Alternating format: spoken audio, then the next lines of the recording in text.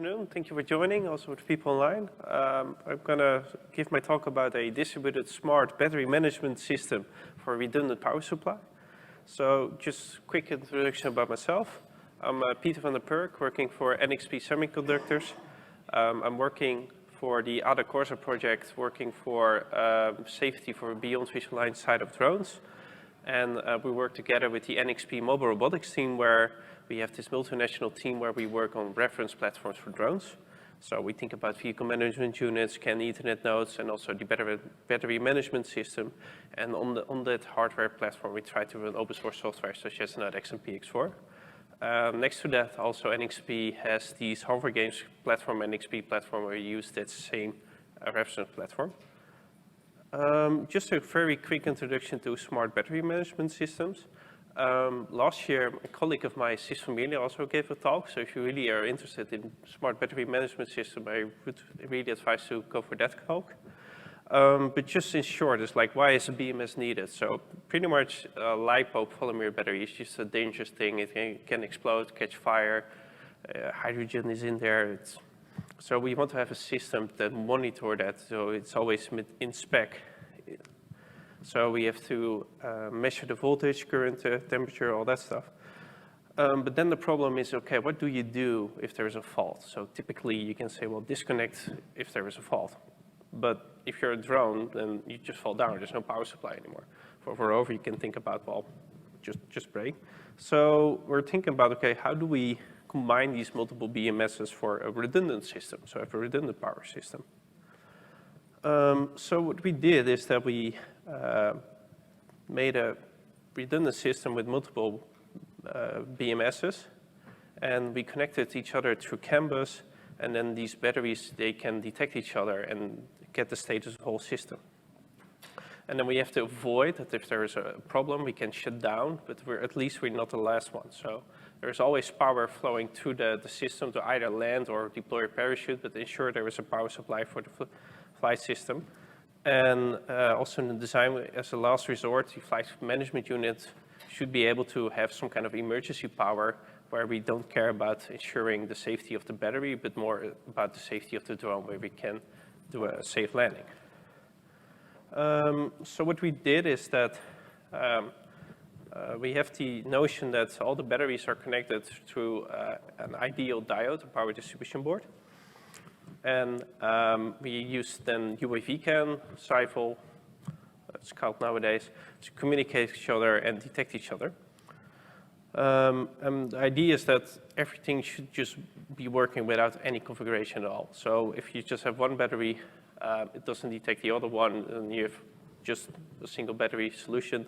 But if you have multiple batteries, they just have to detect each other. If there's a mismatch in configuration, you just don't shut down anymore. So then it's more about the safety of the system compared to a battery. So this is the tabletop setup what we have. So we have a dual power supply acting as the batteries. And then we have two BMSs connected to each other. And then we have the power indicator, the batteries, so that should be the drone, for instance. So what we do is that we turn on both battery management systems. And in the indicator, you see there is always power now for the drone. And the concept is we inject a over voltage, but it could be over temperature or other cases where a battery would fail. Then the battery does the handshake with the other battery management system to ensure that we can shut down. And then if that's the case, we will shut down battery 2. Then also I did an injection on the second battery management system. That goes to this error state as a concept. But it cannot shut down because based on the distributed communication between the systems, we know that we're the last one providing power, and we would have the system failure. So this is the start of the setup. So we have these smart battery systems, and we want to integrate this further with a smart power distribution board. So the software running on our battery management system is just a NetX-based software to control the battery cell controller. And the goal is to have this demonstration into the new release. And we also want to go further than the tabletop setup we have and just actually test it on the real drone. But then we also kind of have this problem with these ideal diodes or these controllable FETs, because technically you also have FETs, this smart battery management system. And you could also think about smart communication between the batteries to think about where the current has to flow. So let's say you have two batteries and they're just different voltages. They're not balanced with each other. So why not think about protocols, maybe even standardization, to have such a distributed battery system? Yeah, so this was my small lightning talk. Any questions, suggestions? How do you guys want to use this? Or are there use cases like this?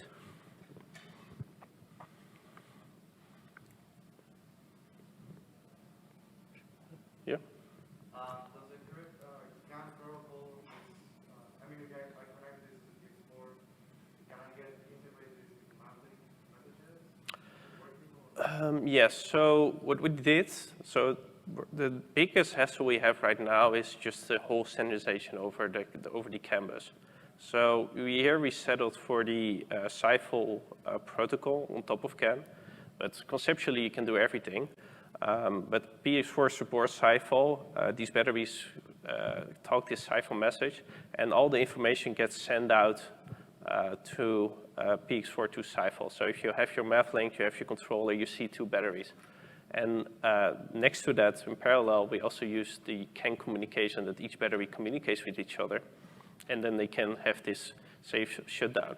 So the next idea would be then, if you have such a system, you expose this to math link, one battery fails, you get it in math link, and you have to think about emergency issue if you're controlling such a drone, and just continue further, or there are many things to do that. Also, the next step would be then the emergency mode. So if you have two batteries failing, you kind of want to lose out on the smart functionality of the battery, because you cannot save your batteries anymore. Because that's the thing what we want to avoid, is there are hazardous situations where the battery might catch fire. But you have to think about different levels of failure. And then we also want to integrate that PX4 has this communication. It's like, okay, we have dumb batteries, and the user can either control it, or if you think about fully autonomous cases, either do landing or go back to the main target. So that's more like a risk assessment that kind of has happened on the firmware now. Are there voltage limits on what you can handle, like 14S, 16S? Let me just go quickly. So I don't have the slide about the specific battery cell controller. So, but this is the BCC 772. Oh, and this is the 3 to 6 cells battery cell controller. But the concept of having your microcontroller next to another battery cell controller, we also have like up to 14 cells. And then based on the technology of the battery, varies of the voltages, but yeah, it's applicable there as well. So the only way to connect them is in parallel, or you can just connect them in series and do like a radio series and just get 12 cells? Well, it's more about the voltage drop, right? So, and if you put it in series, you have to think about the balancing again, right? Because then technically you just turn, you put 2, 3 cell batteries, put them in series, you're kind of making it 6S battery. And also, if you want to make a DC-DC converter, you have to think about your variances and the higher voltage you create. So typically, you will kind of want to go for like a parallel setup. And also, if you think about use cases of batteries, you probably want to have like swappable modules. Just take them out, put something else in. They also have their own serial numbers. There's some handshaking going on based on the serial numbers, and you know the status of the system.